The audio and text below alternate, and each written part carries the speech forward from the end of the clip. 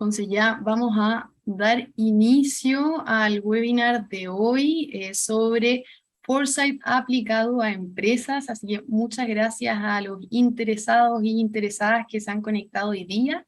Para quienes no puedan estar durante toda la sesión, igual vamos a dejar grabado este webinar para que puedan acceder en caso de que se pierdan algo. Así que para partir les voy a contar con quién vamos a estar hoy día. Nos va a acompañar Isabel de Salas desde España, y Freddy Vargas conectado desde Colombia. Les voy a contar un poco de quiénes son ambas personas, y les cuento que la estructura hoy día del webinar, vamos a abrir la conversación, les voy a dar una pequeña introducción sobre Foresight aplicado a empresas y esta tendencia creciente que estamos observando. Luego Isabel nos va a conversar sobre sus visiones al respecto y qué está pasando en el mercado en España y en Europa. Y Freddy nos va a comentar sobre lo mismo aplicado a nuestra región Latinoamérica. Luego de eso vamos a abrir las preguntas, por lo cual les comento que abajo en preguntas y respuestas o Q&A les puede aparecer, a medida que vamos conversando pueden ahí ir poniendo las dudas, consultas que les surgan al respecto de estas presentaciones.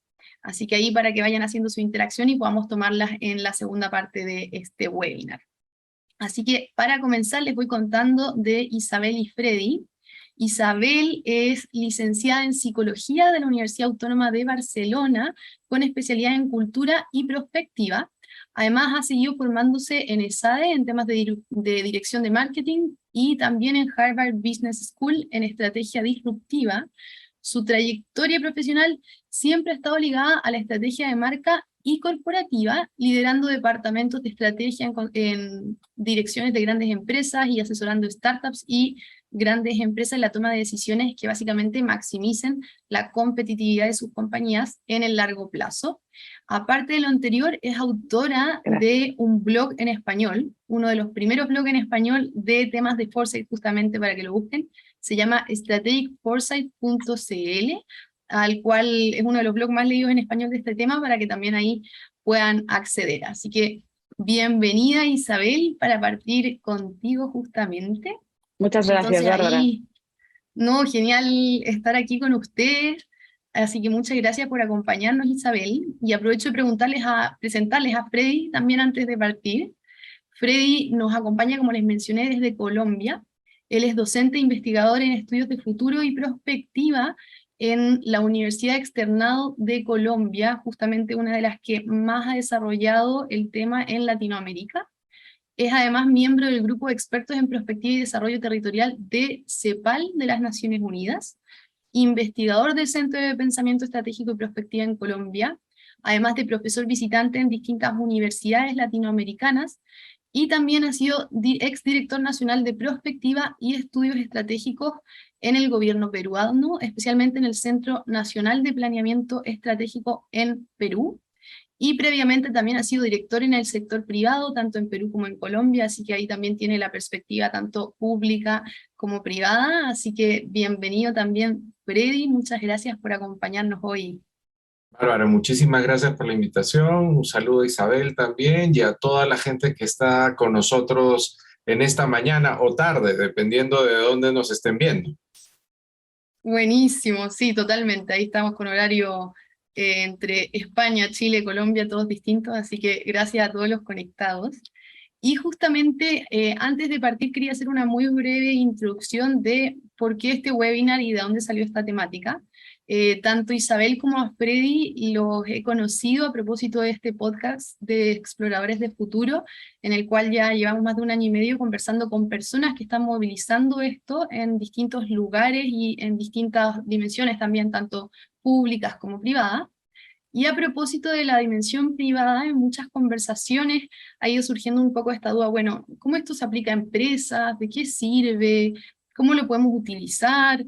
¿Se ve algo ¿Por qué hablar de futuro en el presente con todo lo que nos está pasando? Entonces, justamente desde ahí nació este interés de conversar tanto con Isabel como Freddy, que ambos tienen experiencia en el tema, y lo que les quería mostrar era algo muy pequeño en relación justamente a lo que está ocurriendo en el mundo con esto. Entonces ahí ven mi pantalla, si me pueden comentar Isabel y Freddy, genial.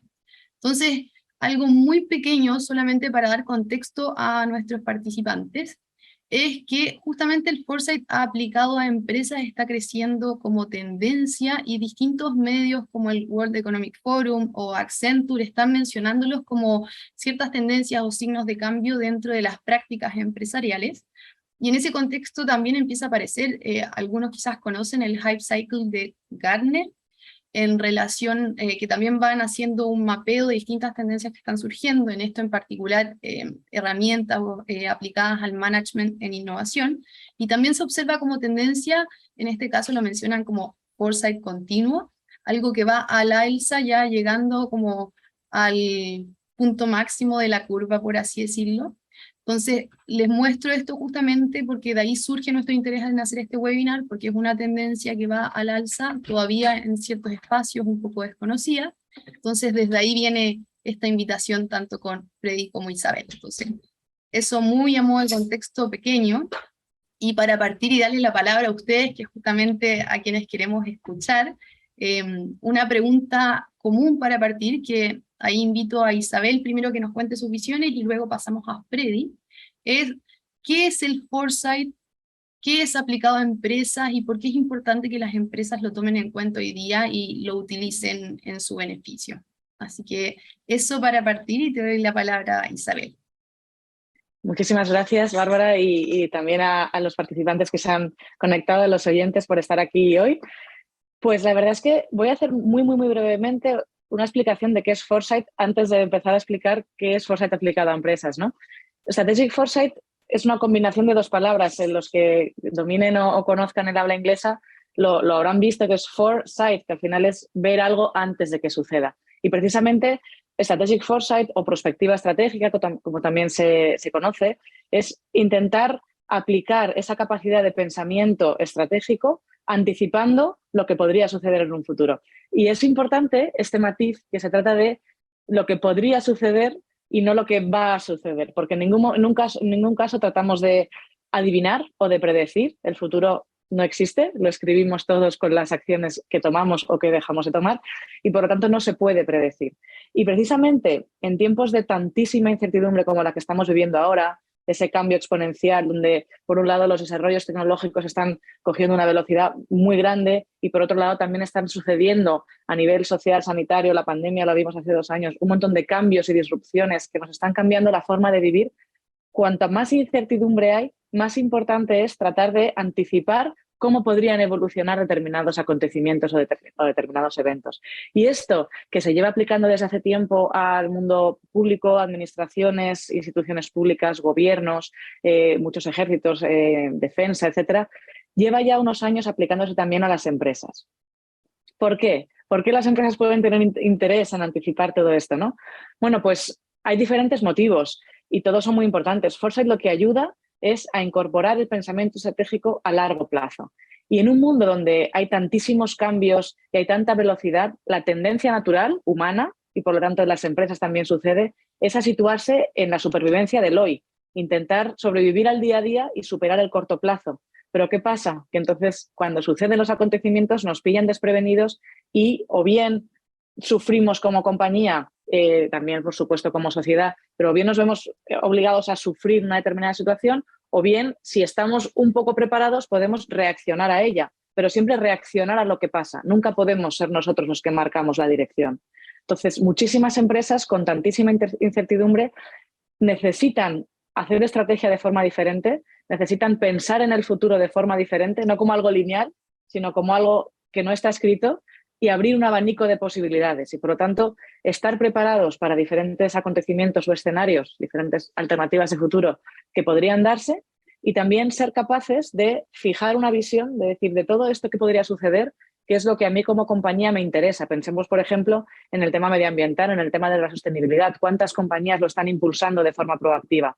Pues vamos a intentar fomentar que un determinado escenario, que una determinada alternativa de futuro se termine sucediendo, ¿no? Y esto se puede pensar a nivel colectivo como la sostenibilidad, pero también hay muchas prácticas a nivel de negocio que las compañías les interesa desarrollar, por ejemplo, acelerar la incorporación a nivel masiva de una determinada, no sé, desarrollo tecnológico, una aplicación o algo así, pues pueden intentar fomentarlo desde sus prácticas diarias. Lo que pasa es que hay muchos de estos cambios que si queremos que sucedan y tomamos la decisión hoy, vamos a necesitar un tiempo para que se lleven a cabo, para que se hagan realidad. Pensemos, por ejemplo, en una compañía que hoy en día no es muy innovadora y quiere llegar a serlo. Está muy bien tener esa intención, pero necesitará establecer una serie de acciones, un plan de acción, seguramente a medio o largo plazo, que tenga que ver con desarrollo tecnológico, por supuesto, pero que también tenga que ver con los procesos internos que se siguen. Si es una compañía con muchísima burocracia, es posible que tenga que cambiar eso para poder ser ágil. Tendrá que ver también con el talento interno, por ejemplo, la cultura, qué tipo de cultura hay en esa organización, cómo están formados sus empleados, las personas que trabajan en ella. Esto no son cambios que se puedan dar de un día para otro. Por lo cual, si tú estás viendo que por los cambios que están sucediendo a tu alrededor y los que anticipas que van a suceder, vas a necesitar una serie de capacidades como compañía y hoy por hoy no los tienes, si te esperas 10 años a empezar a ponerlos en práctica, ya llegarás tarde, se te habrán adelantado los demás. Tienes que anticiparte al momento en el que eso va a ser vital para sobrevivir como compañía y empezar a hacerlo antes. Y así cuando el momento llegue, tú ya habrás hecho todo el proceso de cambio que era necesario, ¿no? Hoy en día, con tanta incertidumbre, algunos directivos con los que trabajo, con los que empiezo a hablar de Foresight, se muestran un poco escépticos y a veces preguntan, ¿no? Bueno, pero si ni siquiera sabemos lo que va a pasar mañana, estamos aquí en Europa con el tema de la guerra de Ucrania, con la inflación, con la crisis de la energía, la cadena de suministros. Y muchos dicen, es que no sabemos lo que va a pasar mañana, ¿qué sentido tiene pararnos a pensar en lo que podría suceder dentro de 5 años, dentro de 10 años? Y yo digo, bueno, no es tanto el horizonte temporal, que es importante, como la incertidumbre. Precisamente, cuanta más incertidumbre hay, más importante es trabajar con diferentes alternativas de lo que podría llegar a suceder, porque así cuando suceda, tendrás, por un lado, planes de contingencia para intentar minimizar los riesgos que conlleve una alternativa determinada, pero también para poder aprovechar esas oportunidades que surjan, porque independientemente del escenario siempre va a haber oportunidades, pero requiere tiempo, a veces hay que pararse a pensarlo con tiempo y con paciencia para poder verlas. Cuando uno se ve ya en una situación de emergencia, es muy fácil que esas oportunidades pasen desapercibidas, porque estamos totalmente focalizados en la supervivencia diaria, del corto plazo. Todo lo que podamos anticipar es abrir las puertas a poder visualizar esas oportunidades y a preparar mejor la compañía. Y cuando digo compañía, de nuevo, hablo de tecnologías, de procesos, de empleados, de talento interno, hablo de nuevos productos y servicios que a lo mejor hay que empezar a ofrecer o empezar a preparar. Entonces, todo lo que podamos preparar de antemano va a ser siempre una garantía para que esa compañía pueda sobrevivir en diferentes escenarios a futuro. Al final, la perspectiva estratégica o Strategic Foresight a nivel corporativo lo que permite es asegurar la relevancia de las compañías a largo plazo, que si los valores van cambiando, la compañía no siga anclada en una serie de valores o oferta de valor que deje de interesar. Y luego, sobre todo, prepararse ante riesgos y oportunidades de algo que todavía no ha sucedido, que no sabemos si va a suceder, pero que podemos anticiparlo. Podemos evaluar los patrones de cambio, podemos establecer sistemas de alerta temprana que nos avisen si nos estamos acercando a un determinado escenario y así cuando ese momento llegue, estar mucho mejor preparados. Ojalá que la competencia y por lo tanto podamos liderar el mercado incluso en tiempos inciertos.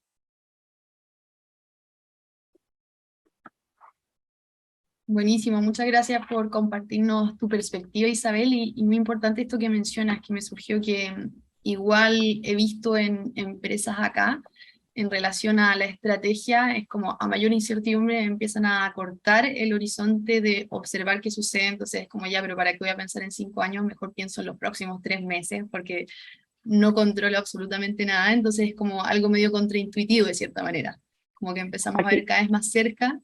Sí, adelante. Absolutamente, no, perdona, que creo que va con un poquito de retraso y creo que te interrumpí. Iba a decir justo eso, que aquí es muy importante entender que es importante la dualidad. No se trata de dejar de mirar el hoy para mirar solo el futuro, sino tener un pie y un ojo puestos en el día a día, porque si no sobrevivimos hoy, no importa que pensemos en el futuro. Si en 3 meses la empresa tiene que cerrar, pues cualquier esfuerzo habrá sido en vano. Es muy importante gestionar las emergencias y las urgencias que tengamos en el corto plazo, pero que eso no nos impida tener la mirada puesta en el largo plazo y empezar a asegurar también incluso a nivel de recursos, ¿no? Que lo que hagamos hoy nos dé para invertir en aquello que necesitaremos el día de mañana. Claro, totalmente. Buenísima perspectiva. Y en eso, Freddy, me encantaría también darte la palabra a ti para que nos comentes ahí a propósito de lo que nos menciona Isabel y esta pregunta de por qué es importante tener este pensamiento más a largo plazo aplicado dentro de las empresas. ¿Cómo lo observas tú y tu perspectiva desde Latinoamérica también? Es muy interesante, muchas gracias Bárbara, muy interesante todo lo que nos ha dicho Isabel. No voy a tratar de no repetir algunas cosas, pero sí comentar varias cosas. Este tema de cuando veo el tema del corporate foresight y que se establece como una de las ramas dentro de los estudios de futuros, que como saben ustedes, pues es una disciplina amplia que tiene varias escuelas dentro. Pues en realidad lo que me doy cuenta ya analizándolo un poquito desde el lado académico, es que pues en realidad estamos hablando del foresight, prospectiva, como lo quieras decir, que es o sea, todo esto es una de los approaches que existen para el tema, una de las escuelas grandes que existe en el tema, ¿no? O sea, por otro lado tenemos todo el tema del forecasting y todos sus derivados. Y por el otro lado tenemos el tercer gran grupo o sea, el gran approach, serían las escuelas crítico-normativas que van por otro lado, ¿no? O sea, sobre eso para mí, o sea, tomando un poquito a Bingman, que escribió sobre eso en el 2013, yo lo que diría es que ese es el approach grande que habría que ver. Pero si nos centramos netamente en el que estamos hablando, en el foresight y demás, ahí hay pues dos ramas, ¿no? La rama que viene de los franceses, que es la perspectiva estratégica, la perspectiva en general, y que luego ya se une y arma lo que es la perspectiva estratégica.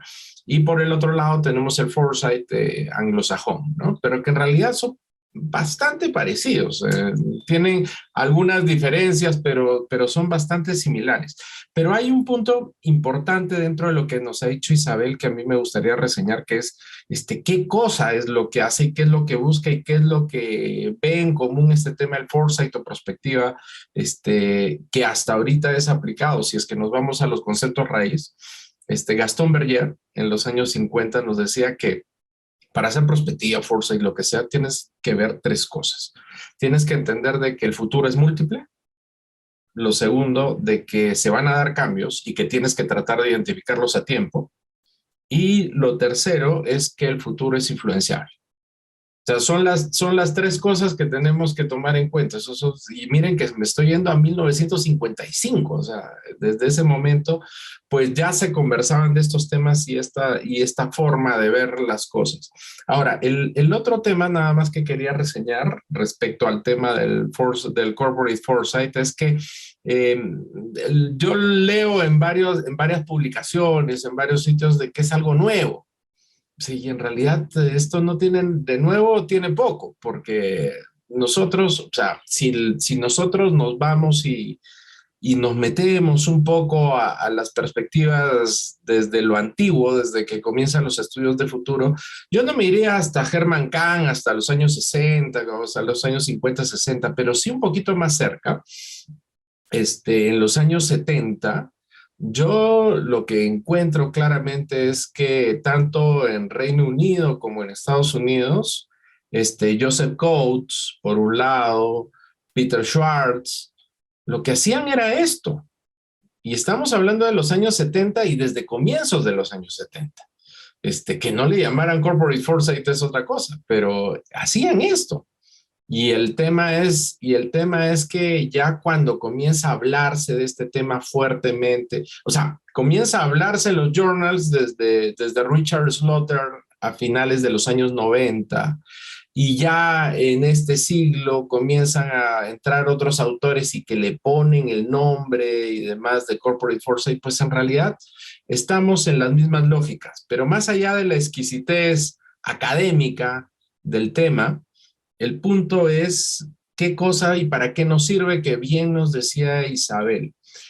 Sobre el tema que ha tocado, hay un tema bien interesante del pensamiento estratégico, porque en realidad lo que estamos en este momento estudiando es la unión de dos tipos de pensamiento, dos tipos de razonamiento y de proceso cognitivo que se da, que es el pensamiento de largo plazo y el pensamiento estratégico, que no son lo mismo, pero que dentro en la unión hay un concepto que se llama pensamiento estratégico de largo plazo, PLP, que es un campo naciente dentro de nuestra disciplina, porque en realidad nosotros lo que nos hemos dado cuenta a lo largo del tiempo, y no es que eso no ha sido en los últimos 3, 4, 5 años, sino esto es un transcurrir de 30, 40 años, es que sin una visión de futuro no sabes a dónde ir. Pero si tienes la visión de futuro y no la aterrizas en una estrategia, pues es lo mismo que nada, se queda en una historia bonita. Así que en realidad necesitas las dos. Necesita las dos. Y esto es lo mismo otra vez que decía Godet en los 70, 80, un poquito cuando comenzaban a aplicar esto. Ahora, solamente para reseñar algunos, o sea, que quiero que también a nuestra audiencia les quede claro que esto también tiene muchos años. Ejercicios prospectivos de los años 70, Daimler Chrysler, por ejemplo, BMW. Luego Philips, Siemens, en los años 90 y a finales, Nokia. O sea, en realidad, PepsiCo en los años 80, que es un ejercicio muy famoso que Rorber tiene muy bien analizado. Todos estos ejercicios lo que nos hablan es de un sector privado, de grandes empresas mundiales que veían que necesitaban ver este tema para poder aterrizar sus estrategias de mediano y de largo plazo.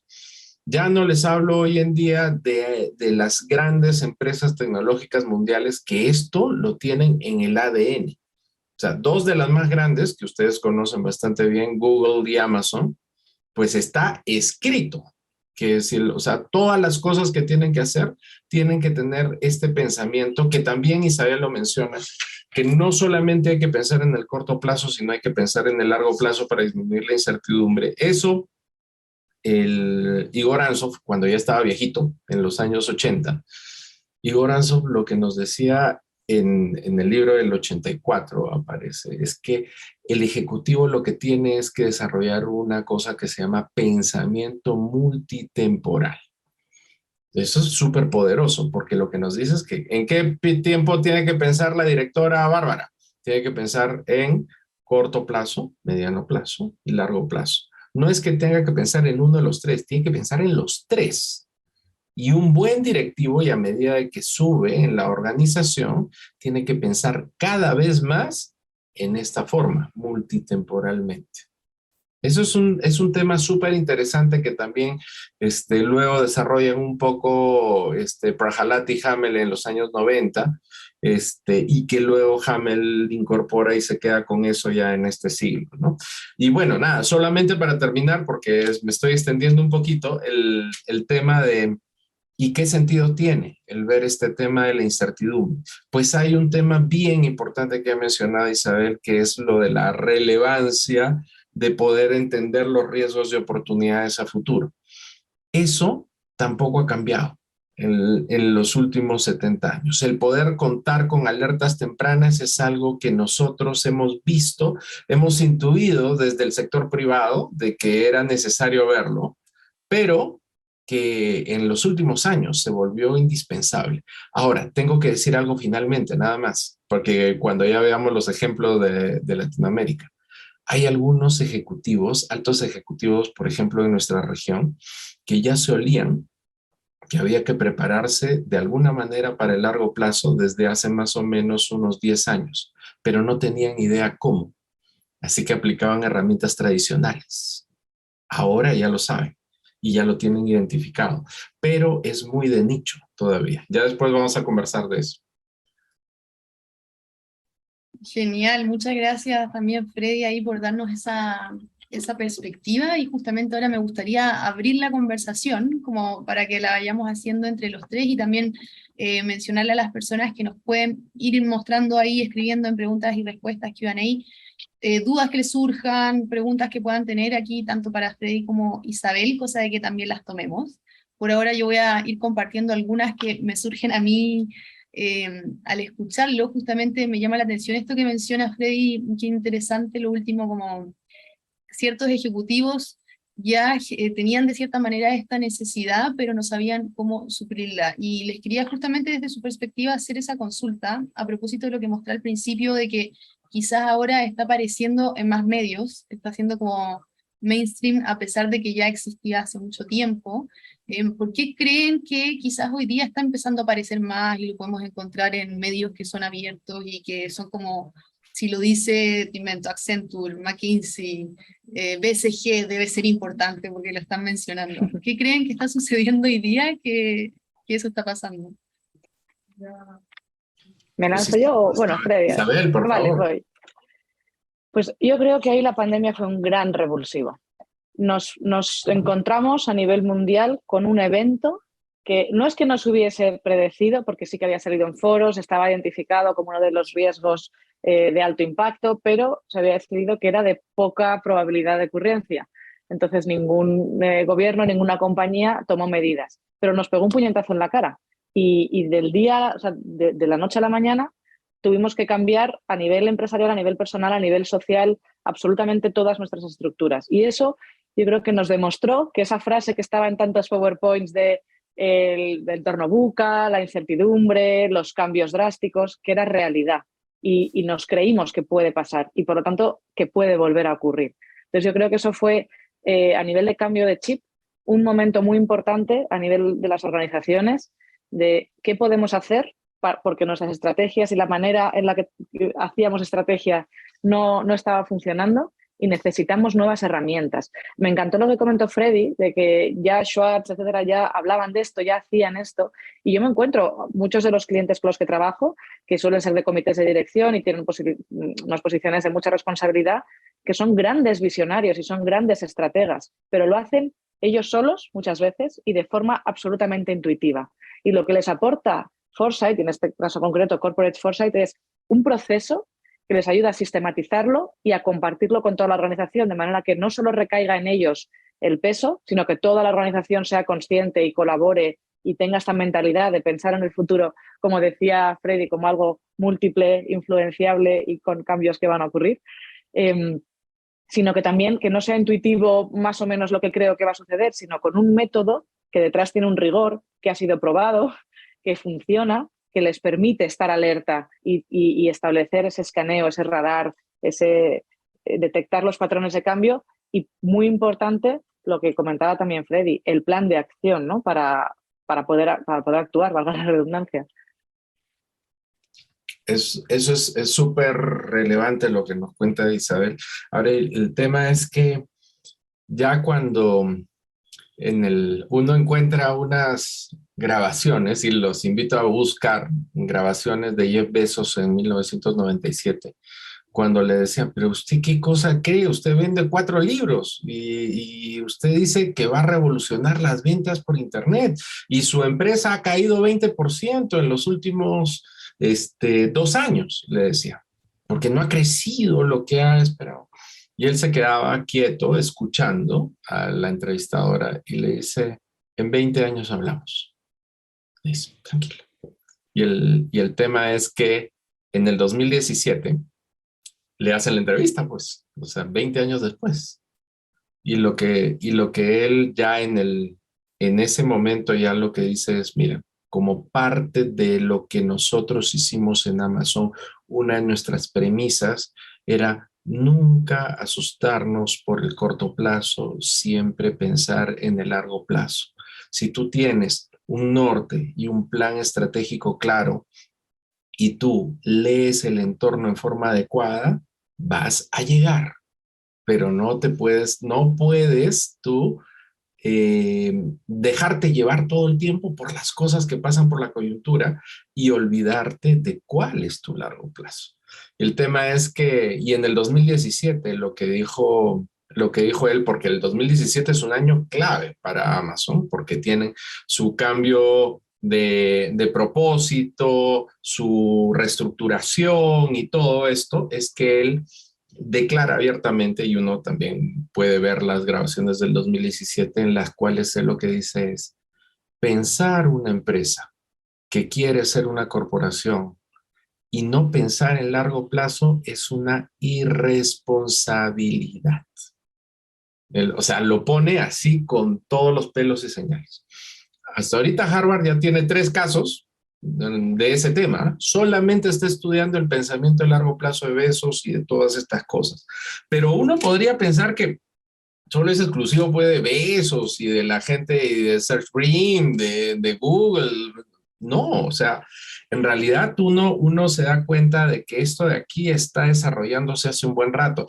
Isabel, he visto que ha estudiado en Barcelona y en Barcelona y en el conglomerado alrededor hay unos ejemplos magníficos, hermosos del tema de pensamiento de largo plazo, todo el desarrollo de SEAT, con este pensamiento de largo plazo, el World Logistics Innovation Center, que está ahí en Barcelona, también eso es una muestra de un conglomerado, de un clúster pensando en largo plazo.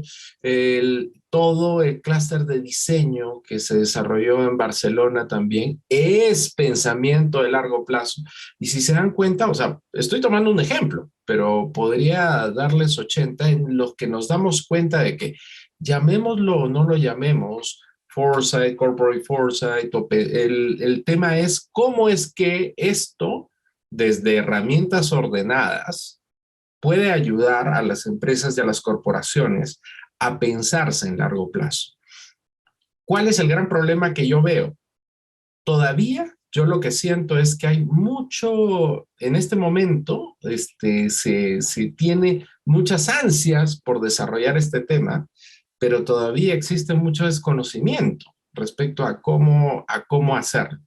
Ya después está que se me sale ahorita a darles ejemplos, pero el tema es que solamente lo que te digo y lo que les digo en realidad a todos los que nos están viendo es que a mí, por ejemplo, me llama la atención. Yo he visto el caso de ejecutivos puntuales que decían, pues mira, yo no tengo idea cómo se hace, pero me voy a mandar a hacer una estrategia pensando en 10, 15, 20 años.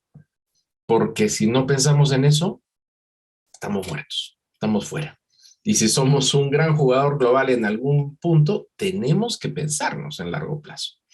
El tema es que ahora lo que sí tenemos que hacer, nuestra obligación de los académicos y practitioners de esto, es darles justamente herramientas y acercarles esto, porque esto puede implicar no solamente la transformación de los sectores productivos, sino la transformación de nuestras sociedades.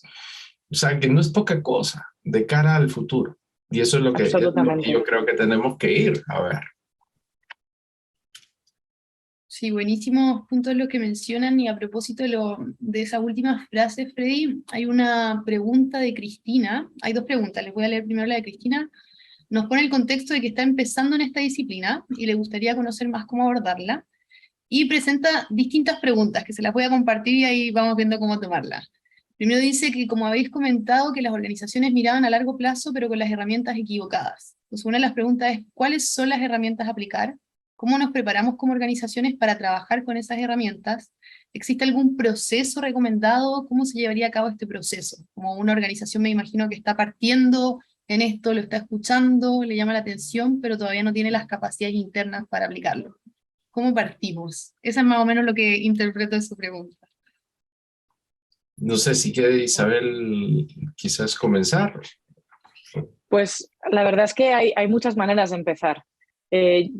Desde mi punto de vista, y esto es personal, yo siempre recomiendo que para una empresa que desconoce las herramientas, desconoce los procesos, inicie con un experto externo, con alguien que le pueda acompañar, que le pueda guiar y que le pueda enseñar. Llámese consultor, llámese un formador que forme a los equipos a nivel interno. Lo ideal es que a medida que la empresa va avanzando en un proyecto, por ejemplo, que puede ser algo puntual, que tenga un principio y un fin y que dure unos meses, vaya aprendiendo también, y que después ese proyecto se inicie el formar a la gente internamente para que lo puedan hacer solos, para que la empresa no necesite siempre de una muleta de alguien externo que le ayude, ¿no? Pero yo recomiendo empezar siempre con alguien que sepa de esto. Y más que herramientas hay muchísimas. Yo creo que es importante el proceso. Hay muchas maneras de abordarlo, pero a grandes rasgos, el sentido detrás del proceso abarca 3 grandes fases, que luego cada una se puede dividir. Esto estoy hablando muy en genérico, pero primero es muy importante escanear muy bien, saber lo que está pasando tanto dentro de la compañía, hacia dónde se quiere llegar, con qué herramientas se cuenta, los procesos internos, como fuera, qué está pasando a nivel del sector y a nivel macro, a nivel el famoso PESTEL o STIP, el acrónimo en inglés, ¿no? A nivel social, político, económico, qué está ocurriendo allá afuera que de alguna manera nos podría impactar, porque las compañías no solo viven en un sector, viven en una sociedad donde ocurren cosas y muchas veces no se miran esas cosas, ¿no? Entonces, hacer muy buen escaneado de qué está ocurriendo hoy, que esas señales sí se pueden medir, sí se pueden detectar, y a partir de ahí soltar el dato. Esto da un poco de miedo, pero empezar a dibujar patrones de cambio. Viendo el histórico de dónde venimos, podemos ver si es una tendencia exponencial, si es cíclica, si es un patrón de cambio creciente, decreciente. Podemos ver hacia dónde están empujando determinados cambios, determinados patrones. Y una vez que hemos hecho, proyectamos, que esa es la parte de abrir ese abanico de qué podría ocurrir. Cambiar las preguntas, intentar, cuesta porque lo más humano es la tendencia a decir qué va a pasar, pero esa pregunta nunca tendremos la respuesta. Entonces es cambiar la pregunta, decir qué pasaría si, qué podría pasar y qué pasaría si. Y ahí se abren esos escenarios, esas alternativas de futuro, que no siempre hace falta utilizarlas, no es la única herramienta, pero es muy gráfico hablar de abrir alternativas de futuro, de un futuro múltiple con los escenarios, ¿no? Por eso lo utilizo como ejemplo.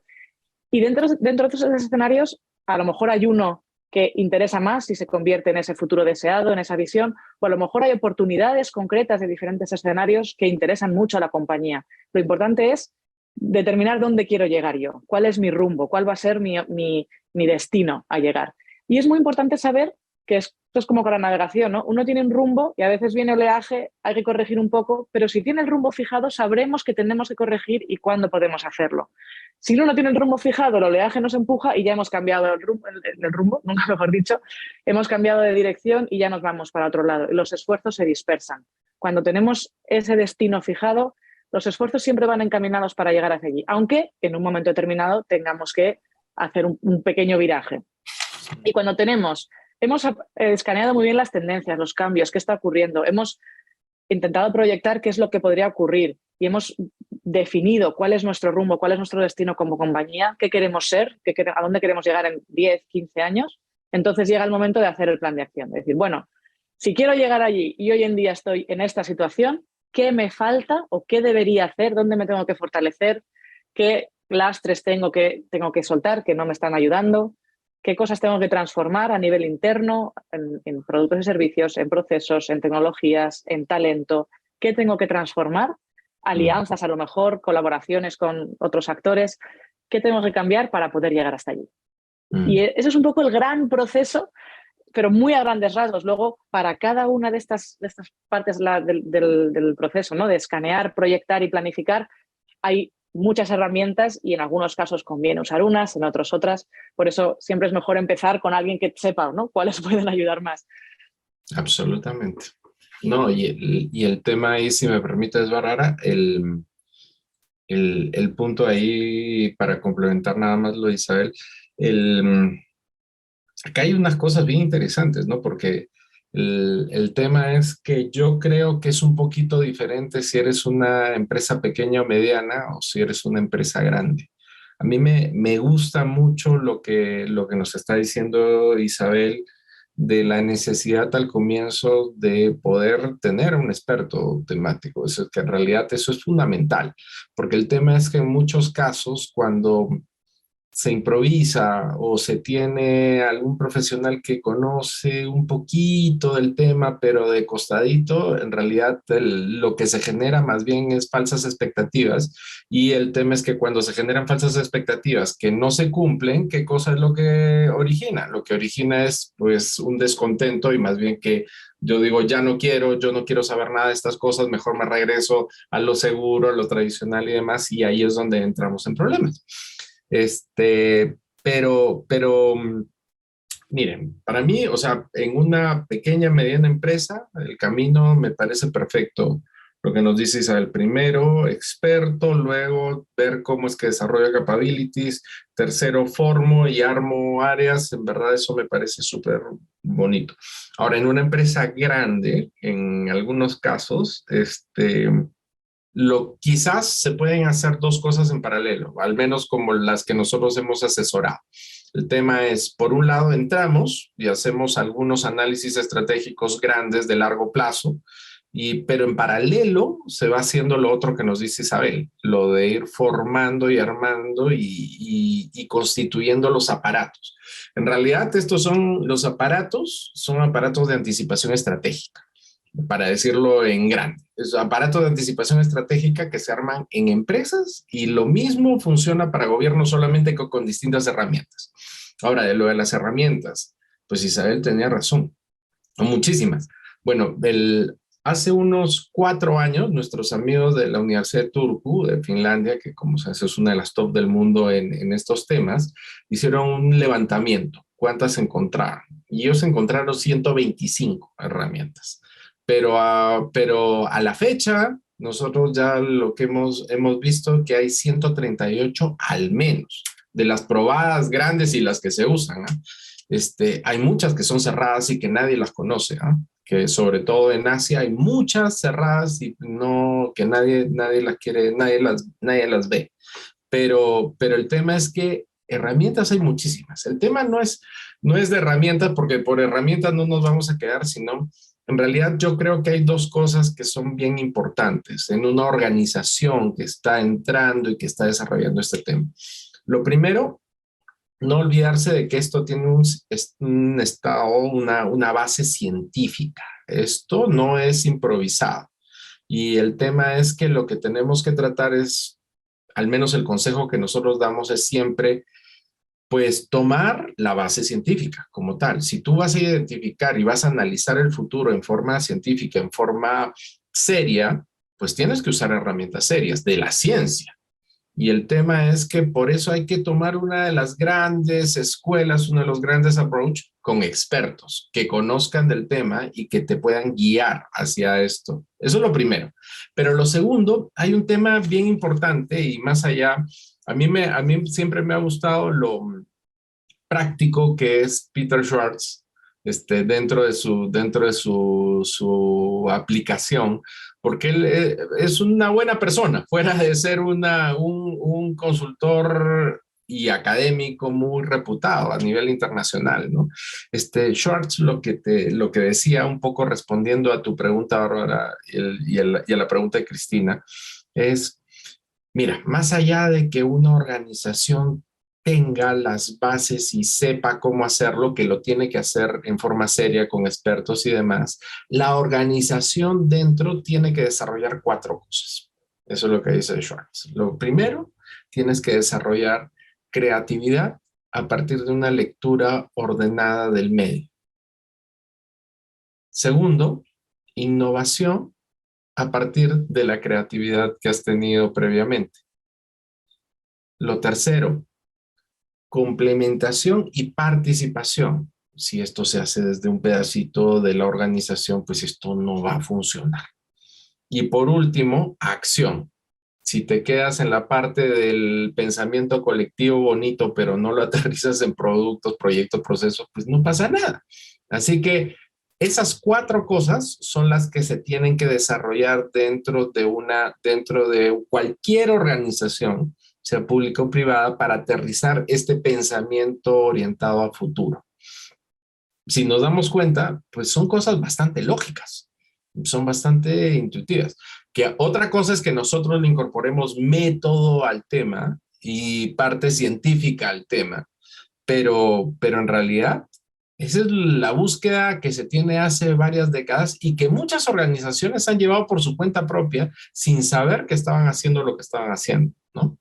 Pero yo creo que ahí hay un campo muy, muy bonito por desarrollar y que tenemos que ver. Lo que nos ha dicho Isabel, y solo con esto termino, Isabel nos mencionó la metodología base del Foresight, que es muy bonita, y eso pues Ahí tenemos varias, ¿no? Igual, por ejemplo, nosotros no aplicamos ya prospectiva voluntarista francesa. Nosotros tenemos nuestra propia metodología, que varios de ustedes la conocen, que se llama Método Prospectivo Voluntarista Latinoamericano, que tenemos publicado en Futures, en Foresight y demás, que en realidad es una variante de esto, de la prospectiva francesa y del Foresight, tomando elementos de algo, de ambos, pero en realidad que tiene tres partes, nada más solamente y me quedo ahí. El análisis de entorno de presente y futuro, que Isabel nos lo mencionaba, el análisis prospectivo ya con todas las herramientas, los menjunjes y los chiches y los talleres que hacemos, y al final el análisis estratégico. O sea, si nos damos cuenta, al final todos estamos haciendo lo mismo, solamente que usando diferentes herramientas y diferentes cosas para poder emplearlo. Finalmente, Cristina nos preguntaba respecto a dónde se capacita. Pues el gran problema es que en Latinoamérica tenemos muy poquitos sitios para capacitarnos.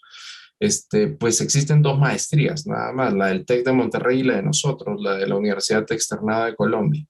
Pero lo que vamos a hacer a partir del otro año es sacar, y ahí hago mi publicherry, el otro año vamos a tener una especialización virtual que vamos a abrir para América Latina en el tema, ¿no? Así que eso nada más para cerrar ahí. Buenísimo. Les cuento, nos van quedando los últimos minutos. Hay una pregunta de Boris, pero antes de irnos a esa, me encantaría preguntarles, que es algo que surge mucho en estas conversaciones, como, ya, esto suena buenísimo, interesante, pero ¿dónde o quiénes lo están haciendo? ¿Dónde se ha aplicado? Algunos ejemplos prácticos de empresas que justamente lo estén aplicado, tengan historia de eso, estén empezando. Ahí sabemos que hay ciertas cosas de confidencialidad que de repente no se puede nombrar la empresa en particular, pero de repente las industrias o ciertas cosas que nos puedan comentar en ese espacio, creo que sería muy útil igual para que los participantes puedan visualizarlo de una manera práctica. Pues lo mismo, como quieran. Bueno, si quieren en esta adelante, Freddy. Ahí sí. comienzo. Bueno, en Latinoamérica, lo primero es rápidamente que y ahí es donde ahorita les voy a dar el ejemplo, hay un ejemplo bien bonito. En el caso donde está más desarrollado y donde se han hecho más ejercicios de lo que se podría llamar corporate foresight o estudios de futuro aplicados a empresas y demás, ha sido en dos países, en Colombia y en México. En Colombia y en México hay más o menos una tradición de unos 25 años aplicando estos ejercicios, pero casi todos como parte de algo más grande, de su planeación estratégica o algo. No son ejercicios de visión de futuro. Los de visión de futuro recién están comenzando a cuajar realmente, ¿no? Ahora, hay unas cosas bien interesantes en México, el tema del clúster automotriz, sobre todo San Luis de Potosí, se armó con esto. O sea, esto es bien interesante. Ahí tuvo su intervención, bueno, varios think tanks mundiales, pero hay lo de la intervención de Harvard por su momento, por el tema de competitividad y demás, y que de clusters, fue complementado también por la participación de Stanford, que con el SRI y demás, que le metían la mirada de largo plazo. Eso, por ejemplo, ¿no? Para decirles uno. Pero el tema es, en el caso colombiano, pues tradicionalmente en el sector industrial primero, algunas empresas grandes, nosotros en algún momento hace muchos años asesoramos a un par de empresas agroindustriales enormes de Colombia que lo hicieron, y lo hicieron para ellos, y cerrado y nada más. Hoy en día hay una empresa aseguradora de las más grandes del continente que está en este proceso con nosotros, que estamos viendo. Pero eso es Colombia. El tema es, ya hemos dicho Colombia y México. En el caso de Brasil hay una cosa bien particular, es bien bonito el caso, porque ahí quien toma la batuta de estas cosas son las federaciones de industriales, las famosas FIRJAN, y el Fiespi, o sea, la de Río de Janeiro y la de Sao Paulo. Son enormes, son unas cosas impresionantes. Pero estos señores lo que han tenido es han tomado la batuta en pensamiento estratégico, pensamiento de largo plazo, innovación y transformación digital. Esas 4 cosas, ellos son campeones y son de talla mundial, ¿eh? Y esto no han comenzado ahorita, sino ellos tienen muchos años trabajando. Otro tema interesante en Brasil es el tema del sector agrícola. Y ahí participó el gobierno brasilero, también un poquito con Embrapa y demás, pero hay muchas cosas. Y por último, en Brasil, el sector automotriz separado. Ahí el sector automotriz es con 2 ejes: Brasil, Estados Unidos, Brasil, Alemania. En el caso de Argentina, el tema, los ejercicios han sido más que todo llevados desde gobierno hacia el sector privado, más que todas las cadenas productivas. Lástima que en Argentina se tuvieron muchas oportunidades de hacer cosas de perspectivas del sector privado, pero se cortaron ejercicios en los 80 y los 90. En algún otro momento les contaré un poquito la historia de eso, porque ahí hay mucho detrás, pero hay muchas cosas bien, bien interesantes. Nada más, el último tema que tengo que contarles es el caso de Chile. En Chile hay una cosa, hay una experiencia que a mí me gusta mucho reseñar y y que es muy poco conocida, ¿no? Y que es el caso de Codelco. El tema es que los directivos, ustedes saben que Codelco tiene pues unos directivos muy potentes desde hace varias décadas, ¿no? O sea, los directivos de Codelco pueden ser directivos de cualquier empresa mundial y manejarla sin ningún problema. Pero estos señores ya se olían desde comienzos del siglo XX de que algo había que hacer, que había que comenzar a pensar en largo plazo, que había que comenzar a pensar qué cosa es lo que se iba a hacer con el cobre, que esto de acá se venía. Y en el 2008, cuando comienza la transformación digital, dicen, uy, pero si no nos preparamos para esto, ¿qué? O sea, qué cosa es lo que nos va a pasar y demás. No tenían, y lo que tengo que decir también es que, pues, al menos desde la referencia que tengo, no tenían mucha idea y mucho conocimiento de cómo hacerlo, pero el olfato lo tenían y eran grandes directivos. Así que ellos comienzan a hacer desde el año 2008 una cosa bien interesante. Se comienzan a pensar ellos a 10, 20, 30 años y qué cosa era lo que iban a hacer y qué iban a necesitar. Y el tema es que ya luego le meten método, luego contrata a consultores norteamericanos de Reino Unido y demás para entrar en esto, pero es un ejemplo muy interesante. Una cosa, lo que yo sí creo que está todavía un poquito al debe en el caso chileno es la gran industria vitivinícola y de fruticultura de Chile, donde ha habido intentos, pero no se ha logrado todavía pensar este largo plazo en esto. Pero bueno, podría hablar media hora más, pero me callo porque hay muchas cosas que tenemos que decir. Muchas gracias, Freddy. Y ahí, feliz Isabel, si también nos cuentas qué has observado tú en términos prácticos aplicando esto a empresas. Sí, pues yo os puedo poner ejemplos de casos con los que estoy trabajando ahora mismo o que recién he trabajado hace poquito. Aquí en España se da un poco de todo, desde grandes empresas multinacionales de los cuales pues, un departamento de innovación quiere hacer algo con Strategic Foresight y entonces al final involucra al resto de la compañía multinacional, o empresas más locales, son empresas importantes, pero que trabajan más en España sobre todo y que quieren de repente mejorar como compañía.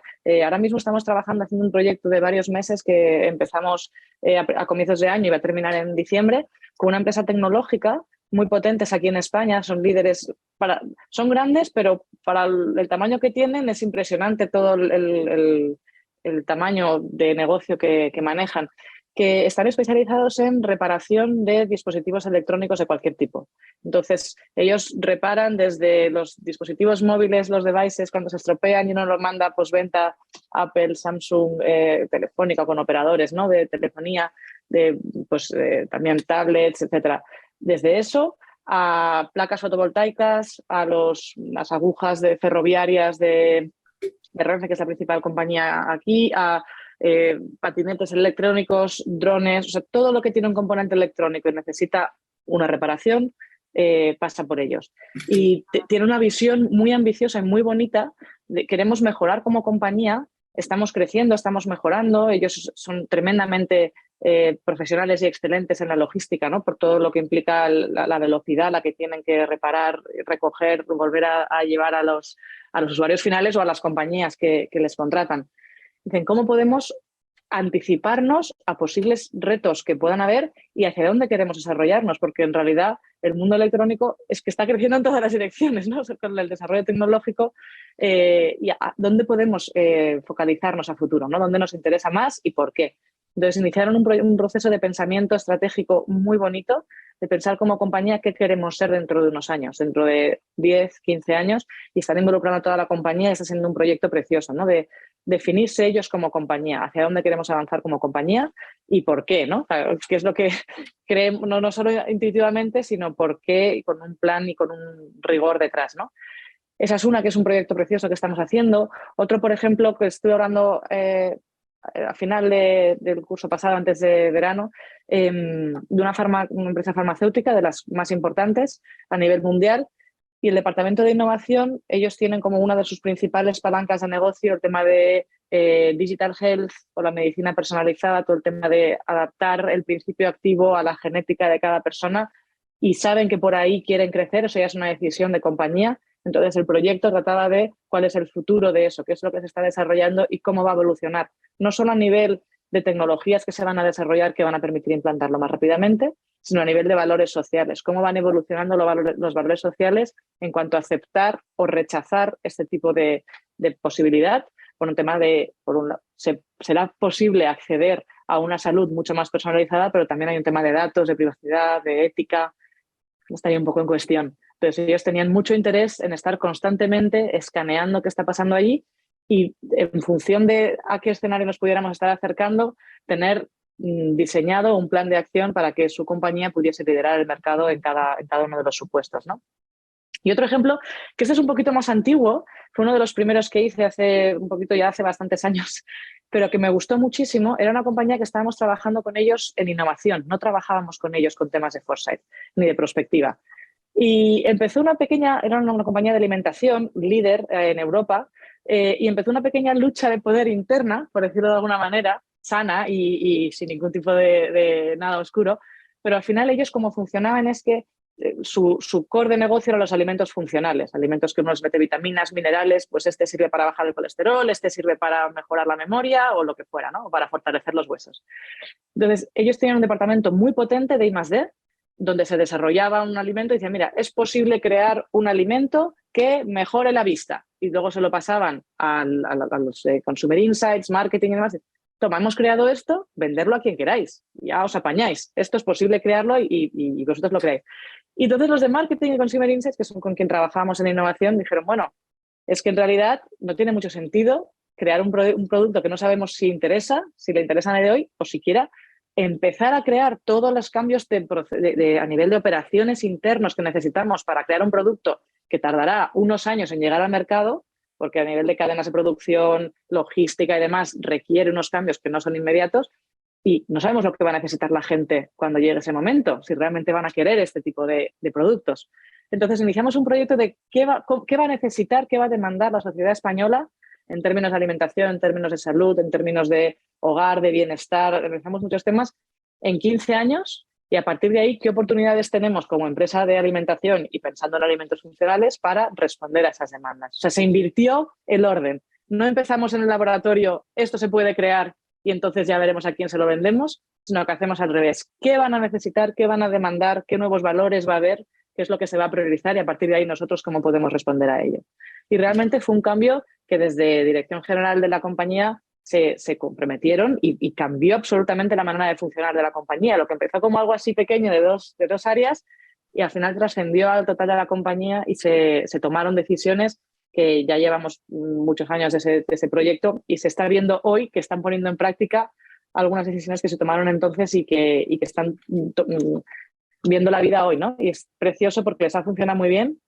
No todos fueron aciertos, algunas de las decisiones luego se demostró que tampoco contribuyeron tanto como se pensaba, pero sí es verdad que les ha permitido mantener esa relevancia y seguir siendo los líderes del mercado. Aunque hayan venido otros actores, otras empresas, ha habido muchísima competencia, todo el tema de los precios y aún así se han podido mantener ahí gracias a una innovación pensada desde la prospectiva, desde anticiparse a las necesidades de las personas.